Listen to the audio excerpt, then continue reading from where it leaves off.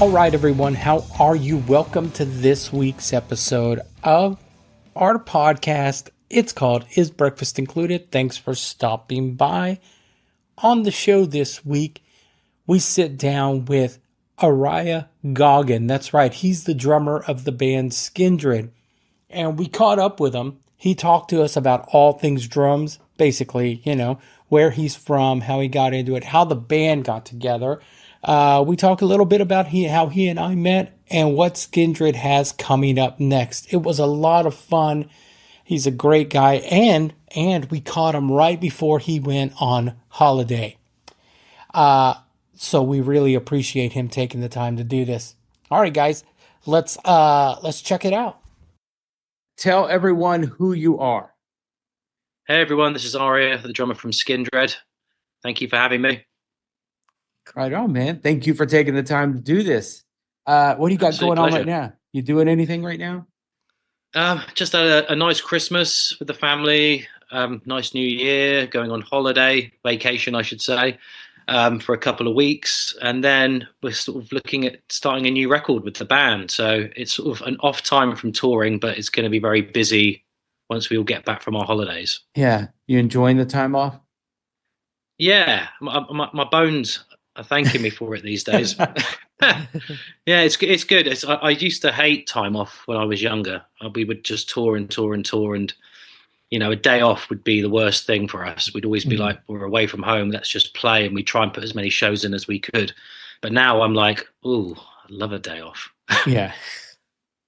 Where are you from originally? I'm from the southwest of England, in Devon. Okay. A city like Exeter. So I don't know if you know, the Eden Project in Cornwall. I'm sort of about an hour from there. Mm-hmm. So, we did that Eden Project there. I think you did. I think you got my sister in. Your sister, and then I also got Paul Spencer into the gig. Yeah, of course. Yeah, we're all old chums. I mean, he's from the same sort of area as me. That's how we met. Is anyone else in your family musical?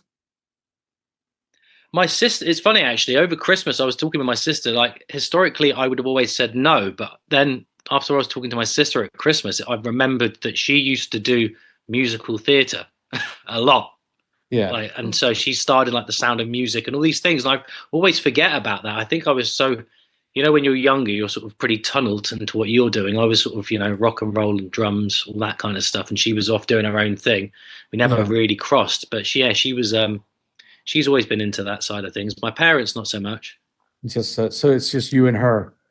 Just me and her. Yeah, I mean, she doesn't do anything like that these days. But my dad was into rock and roll, and my mum's Iranian, so there was lots of different kinds of music going on in the house growing up. What kind of records did you listen to, or albums? Well, my dad's collection was mainly sort of Led Zeppelin, all the classic rock stuff, really. Lots of Status Quo. Cool. Yeah. But all that rock and roll stuff. I mean, and then we always say he's a bit melancholy, my dad. So he'd love like Leonard Cohen and like those singer-songwriter types, That was when we knew the night was changing if he put one of those on. How did you first start playing the drums?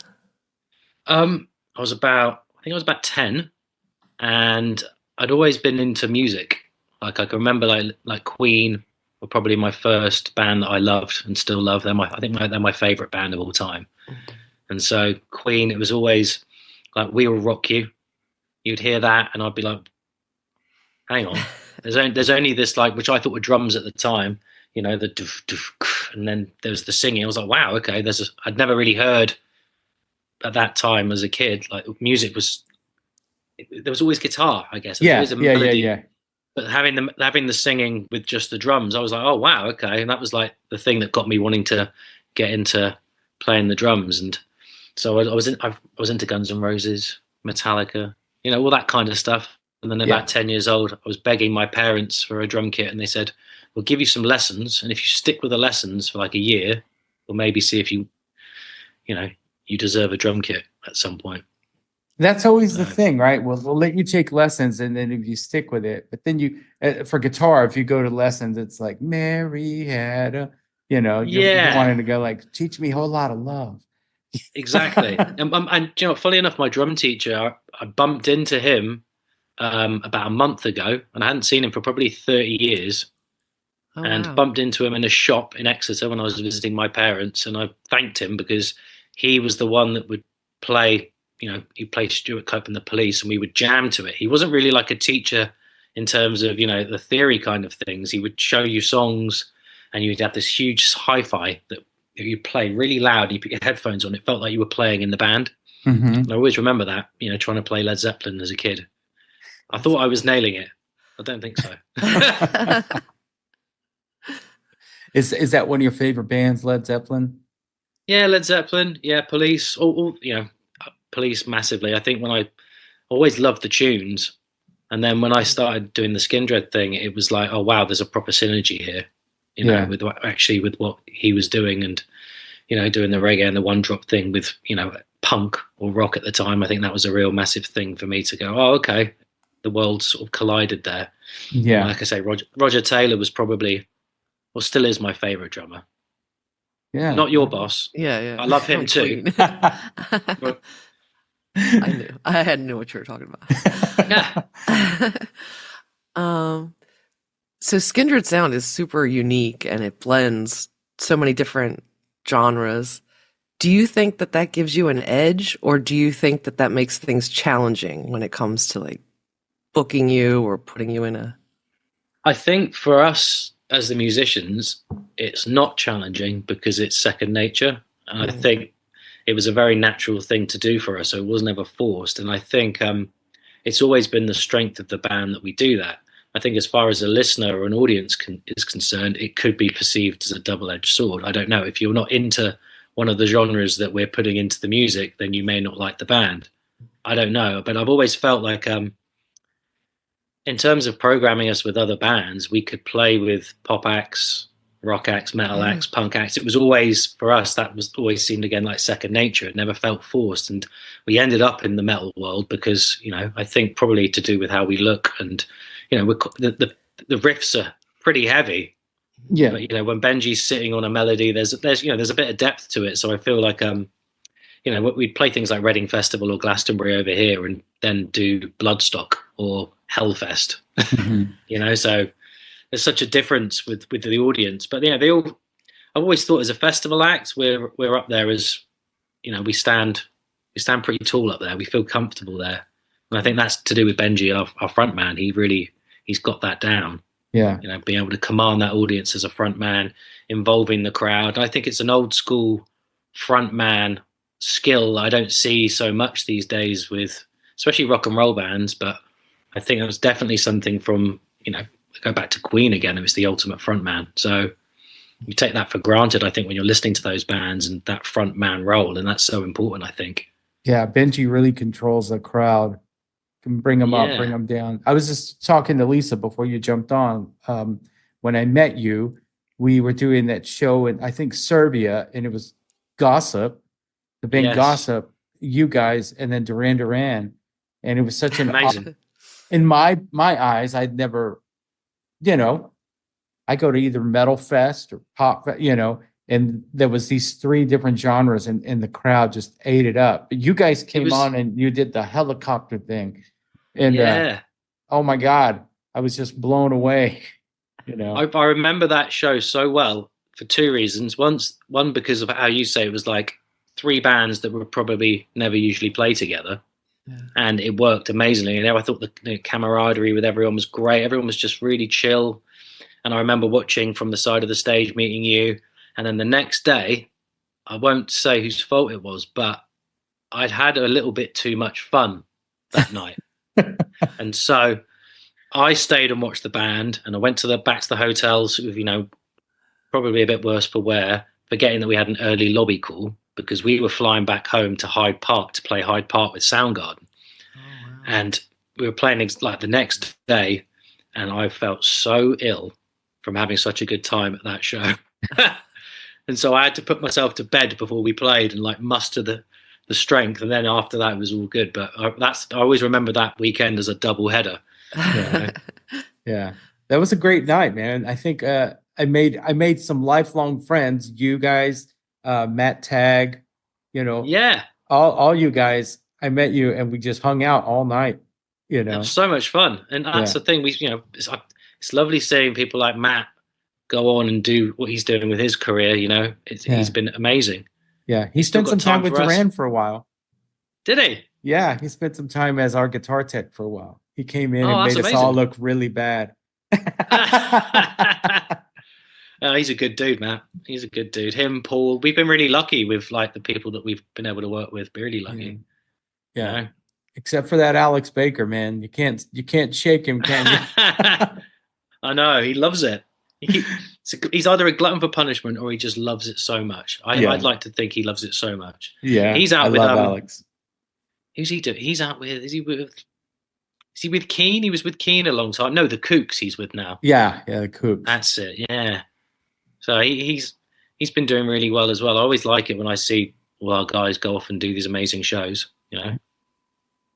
So you guys have had the same lineup for several years. It's like you've never gone off and come back, or gone off and are there any side projects in the band or is the band so versatile that you can bring whatever you want and go, let's try this?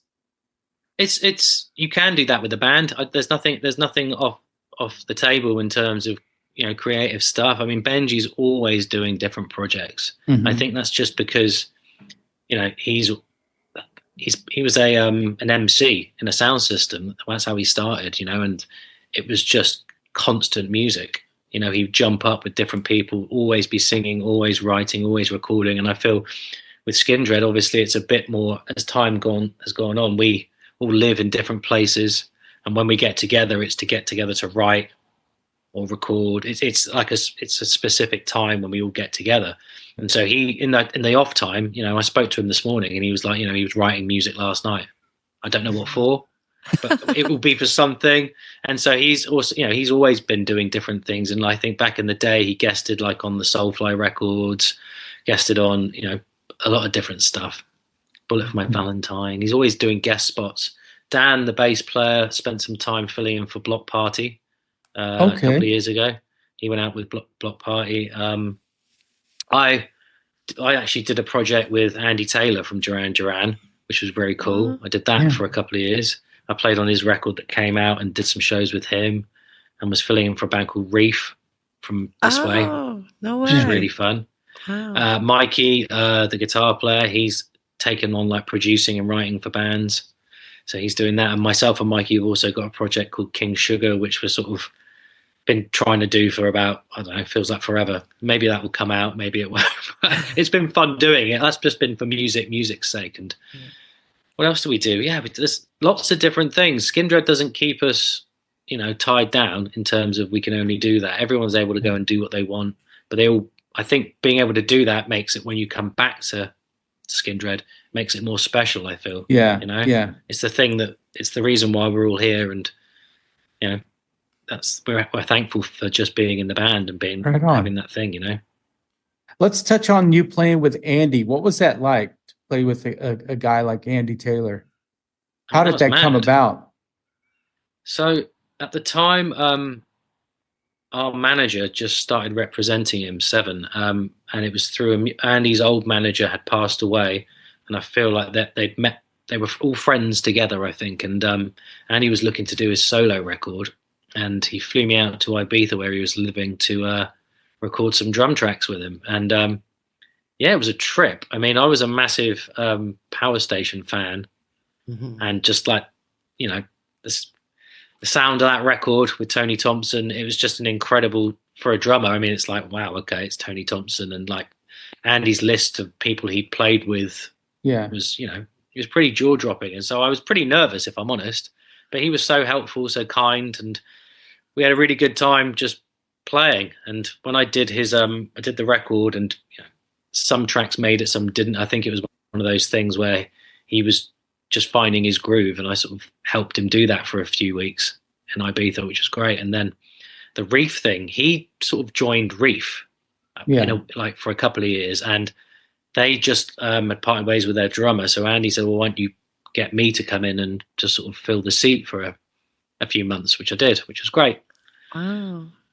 Yeah, so That's cool. we did some shows, and we played the 100 Club, which was Andy's first solo show in like, I don't know, 20 years or something. And we did some Duran songs, but he wanted to do them his way, and so they were sort of like punk rock versions of "Hungry Like the Wolf" and "Wild Boys." It was all quite up tempo, and yeah, it was really good fun. Really good That's fun. cool. Right on. Yeah, there was some footage of you guys playing the 100 Club, which I've been there.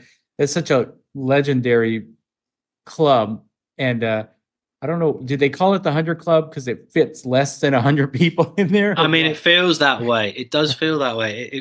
It was really tight in there. Yeah. Had Really you ever tight. played there before? I'd never played the 100 Club.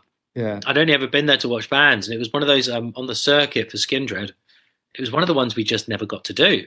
Yeah. It was weird. It's like we felt like we'd played everywhere, and I got to the 100. I was like, never actually been on this stage. Yeah. And it was really cool.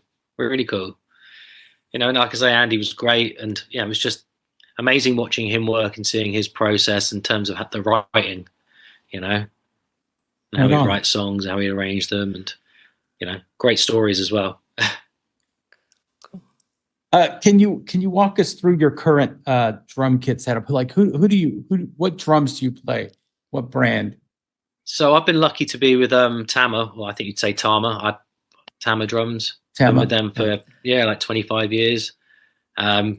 Just they're my favorite, make the best drums. They've treated me incredibly, you know, amazingly. I've got a great relationship with them in the UK and the States. I'm using a Star Walnut kit, which is sounding incredible. And it's, I've always felt with, you know, gear, it's always been like, I'm not really that fussy. I'm like, I like what I like. And I feel like, you know, it's about how things feel as much as how they sound to me. And, yeah, you know, it's like I'm not that techie. I've never really been in the tech side of things. It's always been, you know, I'll go and try new cymbals when I break a Zildjian cymbal, which I've been with Zildjian. I'd go and try a new one, and like the guy Bob who lives down the road from me, where there's a place called SW19, and I live really close to them. That's where the Zildjian headquarters are, so I can literally walk there from my house. And so I'd go down there to try a new cymbal, and he'd be like, "Do you want to, you know, check it out?" I'd go, "Yeah, that's cool. I like that." I'm like creature of habit. You know. Yeah. I think when we start recording, you get a bit more into it, you know, because you're listening to it back down the mic and through the desk. It becomes a bit more of a thing. But live, I'm like, that feels nice. That sounds nice. I'm happy. Yeah, you're not like guitar players where a company will give you a pedal and you don't hear it. You just tell your tech, put that in the chain. Yes. Yeah. You know, I mean, for tonight's show. I think Mike would be quite a good guest for you if you want to go down that route. I didn't want to say any names.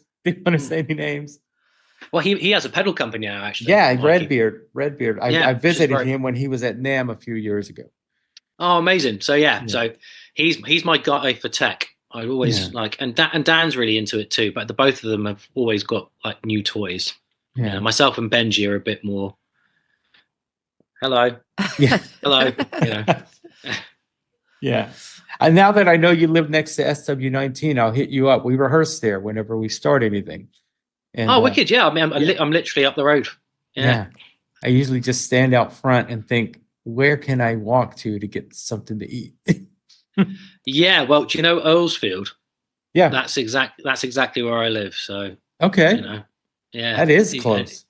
It's really close. I can like walk around the back. I mean, as the crow flies, it's probably about a minute, but in terms of like all this, you know, it's about a 10-minute walk. Cool. That's cool. As the crow flies.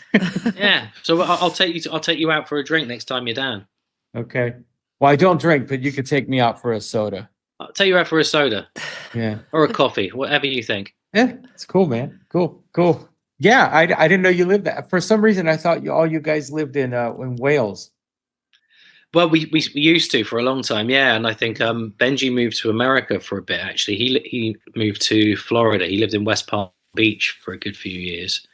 And I think at that point, I started living in Bristol. Dan was in London. Mikey was in Brighton, and we sort of all moved around. I think Dan's moving up to London right now as we speak, and Mikey's in Eastbourne, which is close to Brighton. Benji's back in Wales though now. Oh, okay, cool. Yeah. Dan was you guys were so so nice when you guys came to play in Texas, and my son came to the show. Yes, I remember. And Dan took the whole day to just hang out with him, and you guys really treated him like a rock star. He still talks about it. Oh, that's amazing. Well, I'm glad we could help. It's always think it's a privilege to do what we can do. So if you can help show anyone, who's in the family and the team a nice time, then why not? Yeah. Can you tell us about any of your memorable moments of your career? I know you've had a long career. Do you have anything that stands out? Or I mean, there's been some really good ones. I think this last year it's been a year for lots of firsts for us, which is for a band that's been going as long as we have, that's a pretty cool thing. It's like we got to headline Wembley Arena for the first time this year. Well, last year I should say now. Last year. So we got to headline Wembley Arena. We got to do Jules Holland, which you'd never done before. Lots of other sort of things in the UK that started really kicking off for us. But historically, I remember we did. There was a festival in Poland called Polish Woodstock, which we were able to headline. It was a free festival in Poland, and it was one night The Prodigy, the next night us, and they. Everyone thinks you're exaggerating when you say how many people were in attendance, but there were 750,000 people there. Holy at this festival. And so I think for us, I've got like a framed photo out in my hallway of it, which I'm like, it just looks insane because you've got this massive crowd that looks like the biggest crowd you've ever seen, and then it's just dark at the back. And you're like, that's just people. It was immense. I think that was probably like the weirdest experience, because I mean, you're playing the gig and you don't. I mean, once you see a sea of people, it's a sea of people. I think. Looks, do you know what I mean? You must. A gig's a gig, and then you realize, if you start thinking about it too much during a gig, whether it be a player or a tech, you start freaking out. Yeah, there's like a weird pressure that comes on you. Which, if it's just a gig, like I'm going to go out there, I'm going to play my show, done. But if you start thinking about like how many people, Yeah, no, completely. I think that's the thing. I was like, when we've done TV before, I remember we did the Conan O'Brien show earlier on in our career, and our manager at the time, we were all pretty nervous, and like, it was TV and it was America. It was like we all watched the show and we were like, oh my God, we're going to do this thing, and we're all chatting about how we're going to do the song, and then the manager comes into like the green room and goes, "This show's watched by 6 million people." Blah, blah, blah, blah, blah, blah. I'm like going, "What are you doing?" Yeah, like get that out now. You guys better. He was trying to be like really like up, bigging us up, and like getting the confidence up, and it was just like had this opposite effect. So I think sometimes you've just got to try and zone out with those things, and like Wembley was one of those for us, not because of the people. We'd played the room a bunch of times, but suddenly if you start going, oh my God, after 25 years, we're headlining this arena. Everyone starts crying before you go on stage, and you don't want that. Yeah. Hey, man. Yeah. Back in August of 23, Smile reached #1 on the UK midweek. What was that like for you guys? Yeah, that was a trip. It was, madness.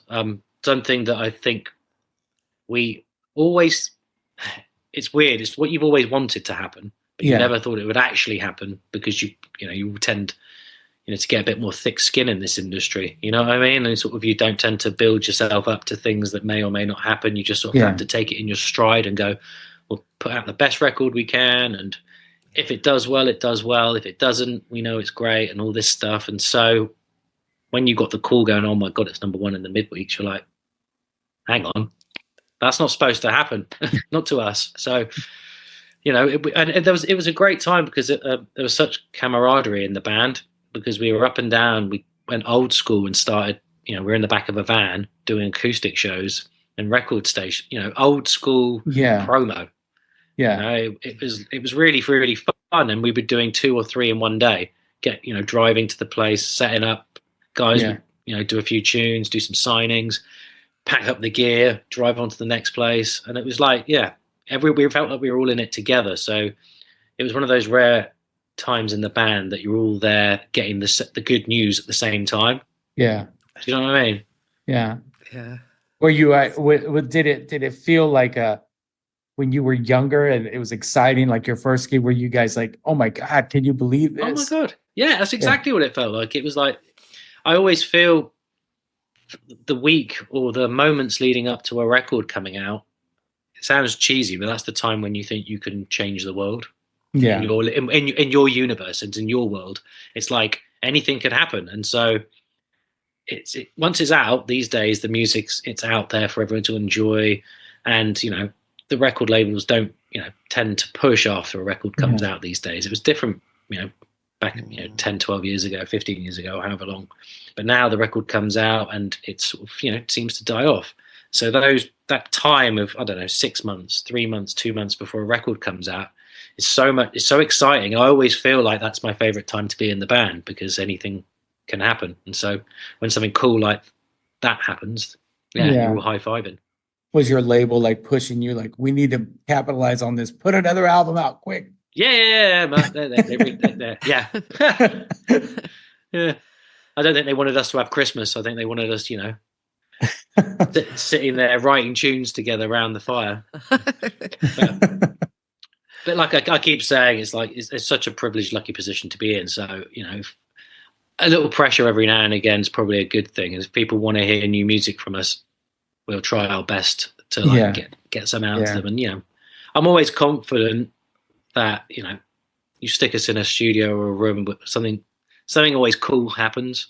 It always does. How do the songs usually get written? Do you start with a groove? Do you start with a riff? I mean, it's changed. It used to be because we all lived in the same place. You'd show up to band practice and just jam, and that would be it. Someone might have a riff or some, or a groove, as you say, or like, there's this cool thing in this record. Did you hear that? And people go, oh yeah, maybe we could do something like that. Or Benji might have a lyric idea, and it used to be band in a room. That was the only way we'd write. And then I think internet started happening. People started, moving different places. Dan's always written on computer and would always document like that anyway. And then I think that's become more of a thing the last, I think probably 10 years now, where people would put things together and then bring them to whatever time it is to write. So a lot of the time, Mikey wrote a bunch of songs in completion. So did Dan and Benji. That's not really I have to play with the guys. I'm like, that's how I can get my thing out. There's a few things here and there. Me and Benji work on different ideas together. But I've always I like looking at everyone to find out if you're into it, because you can tell by looking at someone's face if they like something or not. And after knowing each other, when someone's playing a riff that you've written for them, and they're going, you go, what do you think? And they're like, yeah, it's cool. It's great. So I mean, I think you can get that gauge when you're in a room together, and there's also certain magic that happens, I think, when everyone gets together. But I think as a necessity now, having songs written or knowing what you're going to do really does help too, and you can be a bit more forensic on things. So they're both great ways to do things. Yeah. Do you guys still get along on the road? Yeah, we do. We do. We've changed. We've changed. We're all different. We I think it was, all for one, one for all, which, like, in terms socially, now I think everyone splinters off to do what they want to do. Yeah. Everyone's got different friends at different cities. I still hang out with the guys, socially when we can. Oh, that's good. So I mean, there's no like drama. I don't think there's no dramas like that. We've had dramas, but we're still here doing it. So I feel like every band has. You talk to any band about the interpersonal relationships, they all have the same problems. So I don't feel like I'm not saying that we're all saints, but I'm not saying that we're all we're all demons either. But somewhere in the middle. It also helps that you're a 4-piece. I worked for a 2-piece band that were they were on the verge of becoming huge, but like they were telling me the story one time, when it's only 2 of us, we don't have a guitar player or a singer we can run to just to kind of hang out and get away. It was just us 2, a bassist and a drummer. And so it was always, because it Well, got to the yeah, point where I'd look across the band and go, I can't stand you. I'm sure that's happened in our group, but I think I think having a referee would help, or someone that's if two people are having an argument, someone can be the, I don't know, voice of reason, I guess, or the peacemaker, or or the guy that's going to light the fire even more. Who knows? But I think the fact that we're all still together after this long, I think that says more than any argument we've ever had. Exactly, man. And your fans are super dedicated.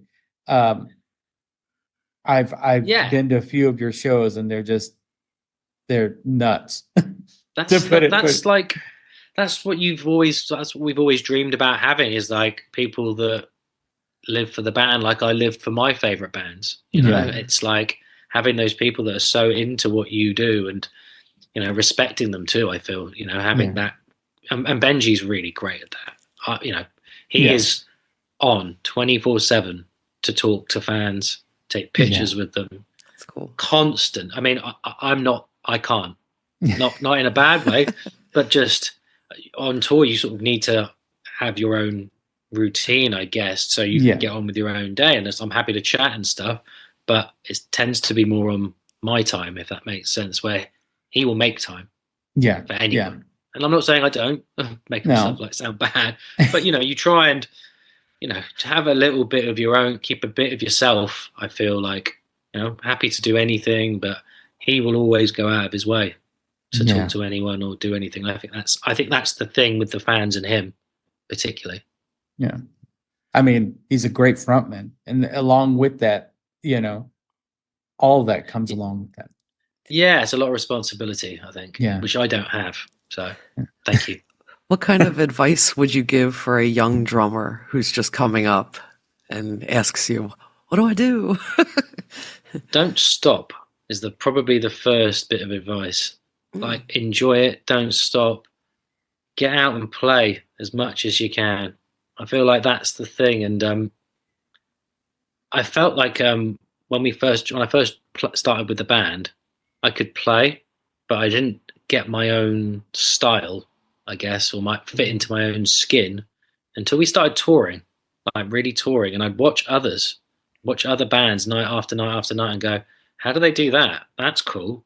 And I don't feel like watching it on a TV screen was enough. Seeing it in the flesh, but being lucky enough to stand behind great drummers on stage and go, oh my God.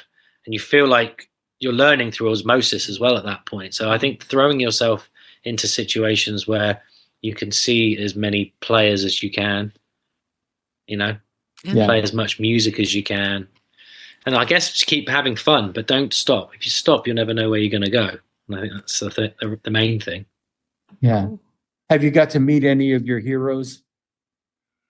Yeah, I've been pretty lucky in terms of meeting a few. I met Phil Collins. Oh, wow. Which is amazing. My wife sorted that out for me on my birthday, which was very cool. She used to work for a record label, and he was in doing his promo stuff with her boss.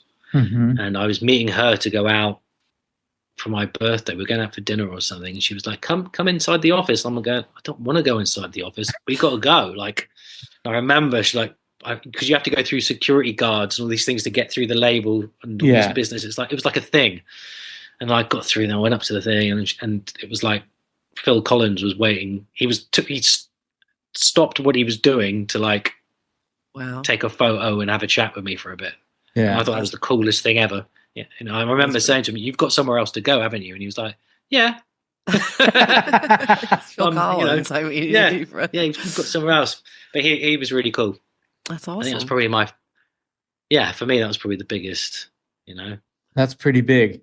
Yeah. And there's this new YouTube, it's on Drumeo, the drum channel, where they've just done a documentary with him about his life. His son's interviewing him. I haven't actually watched it yet, and that's on my watch list for when I'm on the plane tomorrow to go on holiday.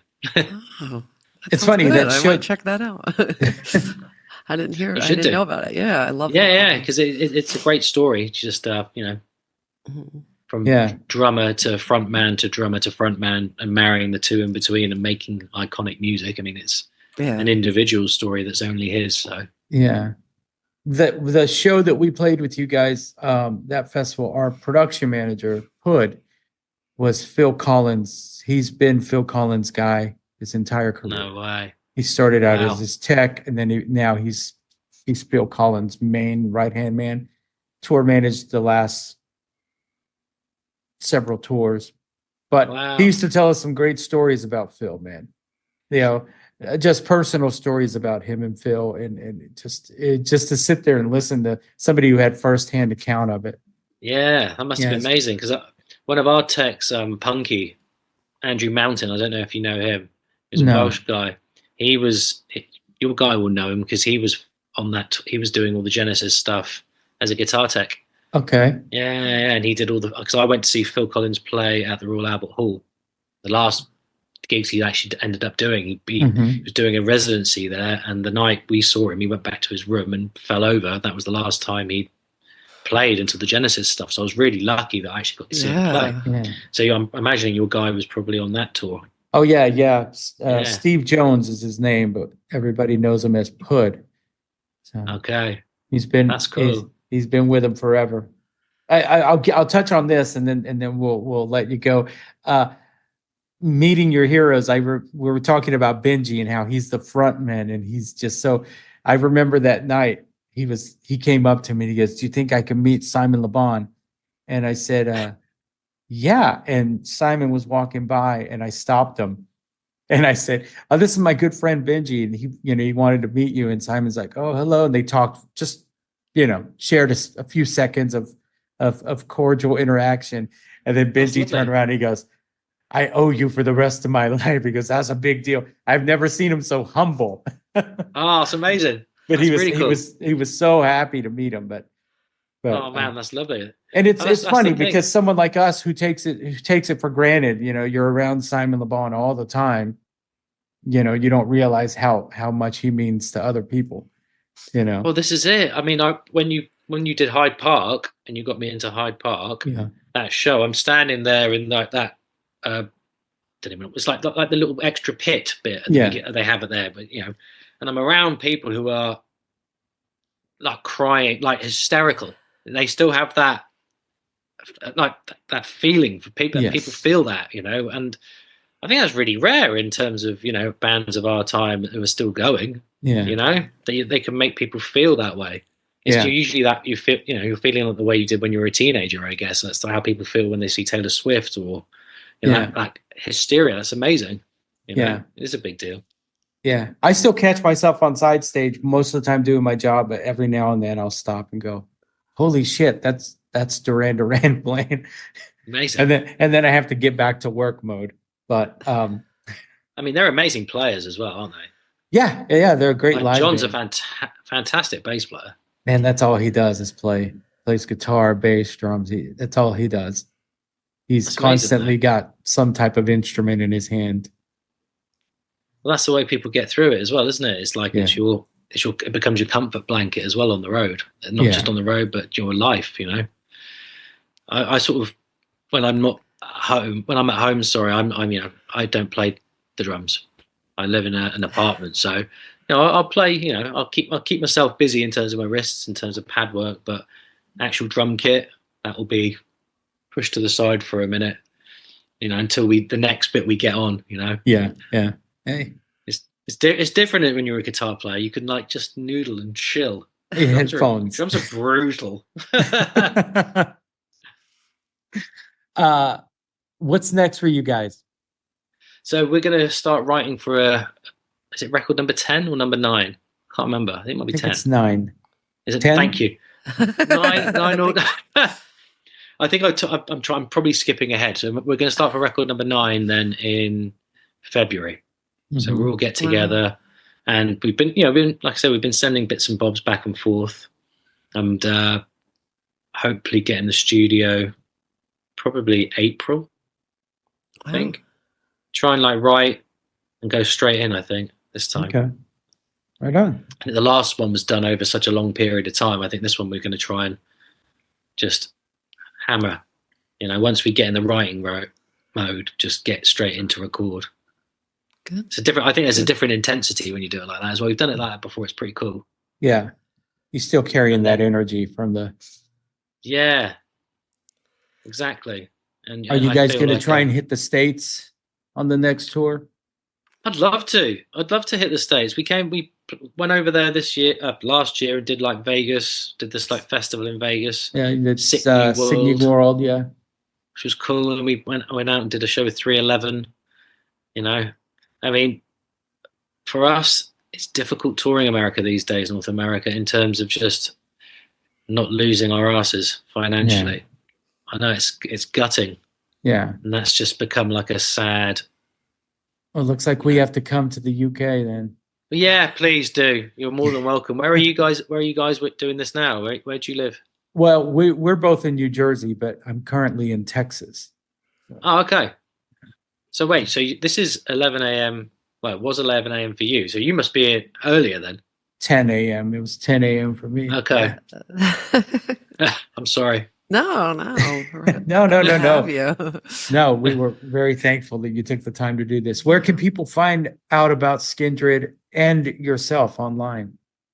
The usual Instagram, Facebook. I think we're Skindred Music on Instagram, skindred.net, Spotify, all the usual stuff. Me, I'm fairly low key, if I'm honest, online. I've got my little group of like pals on Facebook and on Instagram.